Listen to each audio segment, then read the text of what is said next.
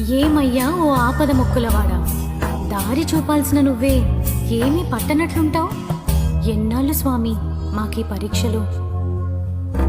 Shri Venkatesha ఓ Srinivasa